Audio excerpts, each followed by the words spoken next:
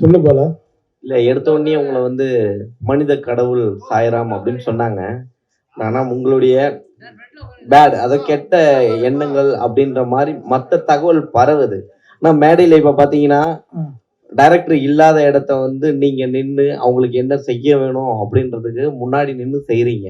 But இந்த மாரியான தகவல் ஏன் உங்க சைட்ல இருந்து வெளிய வர மாட்டேங்குது? உங்கள பத்தி தவறான தகவல் மட்டும் முன்னாடி வெளியில வருது. வரட்டும் பா, அது வரட்டும். அப்படியே வரட்டும். தவறா வரட்டும். தப்பு கிடையாது. நிறுத்து பால. உனக்கு என்ன கிரிக்கெட் ஃபங்க்ஷன் நான் வரணும் ஊருக்கு. அது அவ்வளவுதான். போடுறாங்க. ஏதோ வந்து ஏதாவது ஒரு செல்லு தூக்கி நோட்டீஸ் நான் ஒன்றும் பண்ணாத பால. இல்லண்ணே உனக்கு தாம்பரத்துக்கு நான் வரேன். இல்ல அது ஒரு வாரமா கேட்டது இல்ல. நான் வரேன். அவள் ஆஃப் பண்ணு. இல்லண்ணே வானா நான் சொல்றது கேளு. உன்ன நீ என்ன நான் கேட்டேன்னு எல்லாத்தையும் உங்க ஆளுக்கு முன்னாடி சொல்லிடு. எலெக்ஷன் டைம்ல மாட்டி கரெக்ட்டா விடாத. தண்ணி டைம் வருது. ம். ஏன்னா ஏற்கனவே மண்டேலா ஒரு ஓட்டு வந்து என்ன வேலையை செய்யும்ன்றத மண்டேலால சிறப்பா செஞ்சு காமிச்சீங்க. இப்போ அதே எலெக்ஷன் நிஜமா கரண்ட்ல வரப்போகுது. இந்த டைம்ல தண்ணி எடுத்துட்டு வந்திருக்கீங்க. இதுல ட்ரைலர்லயே பாத்தீங்கன்னா மனு எழுதி போடலாமாடான்னு கேட்கும்போது டக்குன்னு ஒரு வார்த்தை சொல்றீங்க. வடம் அடிக்கிறதுக்கா அப்படின்னுட்டு. அது டைரக்டரோட பஞ்ச். நீ டைரக்டர். ஓகே. டைரக்டர் அந்த டீமோட கேளுங்க. டீம் கிட்ட கேளுங்க. அது அவங்க சொல்லுவாங்க. நானா எழுதுனேன். இல்லண்ணே கலைவாணருக்கு அப்புறம் ம். அவர்தான் பாட்டுல சிரிப்புல எல்லாத்தையும் மெசேஜ் சொல்லிட்டே வந்தாரு. அதுக்கப்புறம் சின்ன கலைவாணர் விவேக் சார் சொன்னாரு. ம். அந்த இடத்துக்கு யோகி பாபு சார் வந்து கொண்டிருக்காரா? அது நீ சொல்லி தான் தெரியும் நான் வந்திருக்கேன் அந்த இடத்துக்கு. ரொம்ப நன்றிப்பா. Thank இவ்வளவு பேர் you. கேட்கல. Thank நீ you. சொல்லி அடுத்தபடியாக. ஹாப்பி. செயின் எங்கிருந்து வாங்கினேன்? வாங்கிட்டு போல 3 பிரஸ் மீட் போய். ஏய். நெக்ஸ்ட். இப்போ வந்து படத்தின் கதாநாயகனை கூப்பிட வேண்டிய தருணம் அப்படின்னு நினைக்கிறேன். பியாண்ட் கமெடியன் அவர் நடிச்ச படங்கள் அவ்வளோ அற்புதமா இருக்கும். 5 நிமிஷம் வந்தாலும் சரி, 50 நிமிஷம் வந்தாலும் சரி, காமெடிக்கு பஞ்சம் இல்லை அப்படின்னு சொல்லலாம். ஸ்மார்ட்டா இருக்கீங்க சார். பயங்கரமான கவுண்டர்ஸ் கொடுக்குறீங்க. அதெல்லாம் எப்படின்னு தெரியல. அதை தாண்டி நான் எழுதி வச்ச இன்ட்ரோலாம் வந்து அழிச்சிட்டேன். ஏன்னா இங்க சொன்னாங்க பாருங்க எக்ஸ்க்ளூசிவ் இன்ஃபர்மேஷன். நிறைய பேருக்கு தெய்வமா திகழ்ந்துட்டு இருக்கு யோகி பாபு அவர்களை ஒரு சில வார்த்தைகள் பேசுமாறு கேட்டுக்கொள்கிறேன்.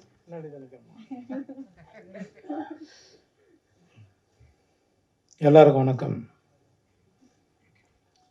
இந்த படத்தில் வாய்ப்பு எனக்கு கொடுத்ததுக்கு முதல்ல ப்ரொடியூசர் ரமேஷ் சார் உங்களுக்கு நான் ரொம்ப நன்றி தெரிவிச்சுக்கிறேன். அப்புறம் R Star Pradeep sir, Jagan sir, Naren sir எல்லாருக்குமே நான் நன்றி தெரிவிச்சுக்கிறேன். சுரேஷ் சங்கையா வந்து எனக்கு காக்காமட்டிலேருந்து பழக்கம். அசிஸ்டன்ட் டைரக்டர்லேருந்து அவங்க பழக்கம் எனக்கு ஒரு. அப்போது இப்போ சொன்ன மாதிரி கடாயன் கருணை படம் வந்து சுரேஷ் சங்கையா முதல்ல எனக்கு தான் கதை சொன்னார் அந்த படத்தை. அப்போ நாம் கொஞ்சம் பயந்தோம். ஏன்னா சரி நம்ம காமெடினா போயிட்டுருக்கோம் அதில் அப்படின்னு. ஆனால் நல்ல கதை அப்படின்னு. அதில் ஒரு கேரக்டர் சொன்னாங்களே அதாவது பண்ணலாம். நான் அந்த டைமில் கூப்பிடும்போது என்னால் போக முடியாமல் போயிடுச்சு. சில இடங்கள் கமிட்மெண்ட்டில் அது ட்ராப் ஆனதுனால நான் அதில் நடிக்க முடியாதனால ஒரு வேளை சுரேஷ் சங்கையா வச்சு ஹீரோவை பண்ணணும்னு முடிவு பண்ணது எனக்கு வந்து பெரிய பாக்கியம் நினைக்கிறேன். ரொம்ப லைவான டைரக்டர். நான் மணிகண்டன் சார் அப்பப்போ சொல்லுவார், காக்காமட்ட டைரக்டர் அப்பப்போ சொல்லுவார், அவன்கிட்ட நிறைய விஷயம் லைவாக நிறைய சொல்லுவான் பாபு அப்படின்னாப்புல. கடைசியாக நாங்கள் ஷூட்டிங் பண்ணிட்டு இருக்கும்போது ஒரு முறை எல்லாம் இந்த ஆர்டிஸ்ட்டுங்க நிறைய ஆர்டிஸ்ட்டுங்க எல்லாரையும் வந்து உட்கார வச்சு டிராக்டர்லேருந்து தள்ளிட்டு இருக்கான். நான் அப்போ சும்மா ஜென்ரலாக பேசிட்டுருவேன். என்னப்பா பண்ணிட்டு இருக்கான்னு பார்த்தா டிராக்டர்லேருந்து எல்லோரும் கீழே வந்துட்டுருக்காங்க. ஏய் என்னடா பண்ணிட்டு இருக்க அப்படி. லைவ் வந்தால் தான் நான் சூப்பராக இருக்கும் அப்படின்னா அதுக்காக என்னடா எல்லோரும் கீழே மண்ணு கொட்டுற மாதிரி கொட்டிகிட்டு இருக்கேன் அப்படின்னு. எல்லா விஷயமும் லைவாக பண்ணி ஒரு விஷயமும் இந்த படத்தை பெரிய அளவில் கொண்டு வந்தது சுரேஷ் சங்கையா. ஷார்ட் எத்தனை இருப்போம். கேமராமேன் வந்து சார் வந்து ஃப்ரேம் செட் பண்ணுற கேப்பில் அண்ணா இன்னொரு கதை இருக்குண்ணா அப்படின்னு. என்னப்பா அப்படின்னு. இதே முடியல போகணும் அப்படின்னு. கேளு அப்படின்னு அந்த 17 நிமிஷத்தில் ஒரு கதை சொல்லியிருக்காப்புல என்கிட்ட. அடுத்த படம் தான் பண்ணுறோம், ரமேஷ் சார் ரெட்டி போய் போட்டுருவோம் போயிட்டு அப்படின்னு. அப்படி நல்ல டைரக்டர் மிஸ் பண்ணிட்டோம். கருப்பணியப்பன் சாருக்கு நான் ரொம்ப நன்றி தெரிவிச்சுக்கிறேன் சார். ஏன்னா எனக்கும் அவருக்கு ஒரு பெண்டிங் இருக்குது. சீக்கிரம் அதை சந்திச்சிடலாம் சார். ஜெகன் சார் உங்களோட நான் என் ஆளோட சிறப்புக்கான படம் பண்ணேன். அன்றைக்கி அவர் சொன்னது உண்மைதான். ஆனால் அது எப்படி சொல்கிறது சார், நான் வந்து உங்களை வந்து அண்ணனா பார்த்தேன் சார், அவ்வளோதான் சார். அப்புறம் நெல்சன் சார் சொன்னார் சீக்கிரம் அசிஸ்டன்ட் டைரக்டருக்கு நிறைய வாய்ப்பு கொடுங்கன்னு. நான் நிறைய பேர் கொடுத்துருக்கேன் சார். சுரேஷ் சங்கை அசிஸ்டண்ட்டு 5 பேர் எனக்கு கதை சொல்லியிருக்காங்க. அதுல பேர்லாம் சொல்லாதீங்க, யார் பாரு நண்பா நீயா ஒன்றும் சொல்லக்கூடாது இல்லை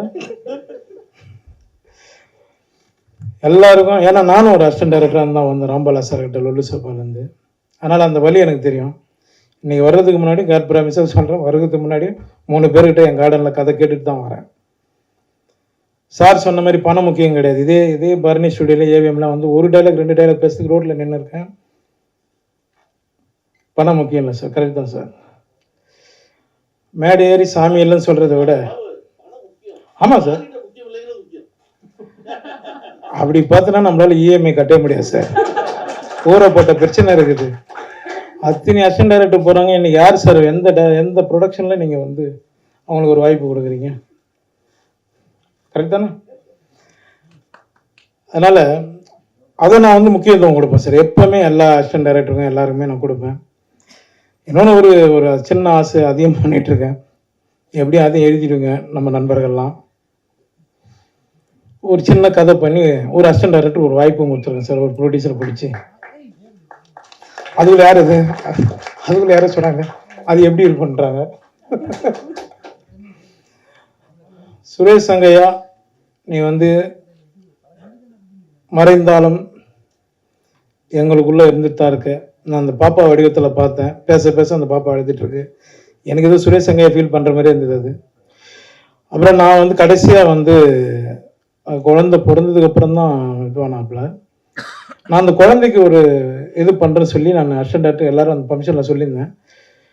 இப்போ அதை நான் பண்ணி ஆகணும். ஏன்னா அவங்கள மேடம் இப்போ தான் பார்க்குறேன், அவங்க ஒய்ஃப் நேரில். அது உங்கள் முன்னாடியே நான் பண்ணிடலான்னு இருக்கேன். பண்ணலாமா சொல்லுங்கள்?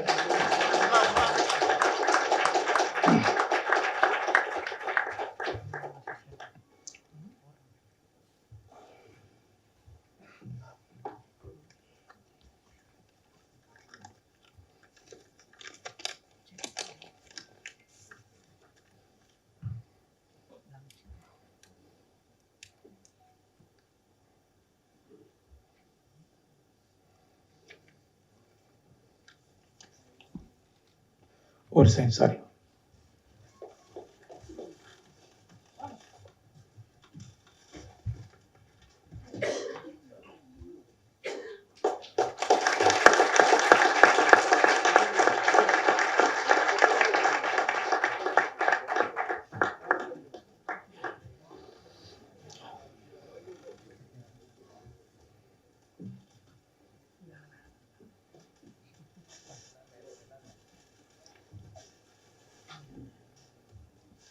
ஒன்றும் இல்லைங்க, அவ்வளோதாங்க.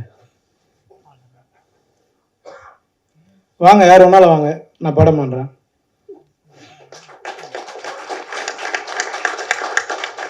நான் ஒரு நம்பிக்கை வச்சுருப்பேன் சார். இன்னும் நான் மேடை ஏறி சாமி இல்லைன்னு சொல்கிறத விட மலை ஏறி சாமி கும்பிட்டுலாங்க. நான் வணங்குற முருகனை நம்பி இந்த படம் வெற்றி அடைய எல்லோரும் வேண்டிய. Thank you. Thank you so much sir. நீங்கள் கொடுக்குற அன்பும் அன்பளிப்பும் தான் வந்து இன்னி வரைக்கும் இந்த உயரத்துக்கு உங்களை கொண்டு போயிருக்க எங்கள் எல்லாரையும் சந்தோஷப்படுத்துது அப்படின்னு நினைக்கிறேன்.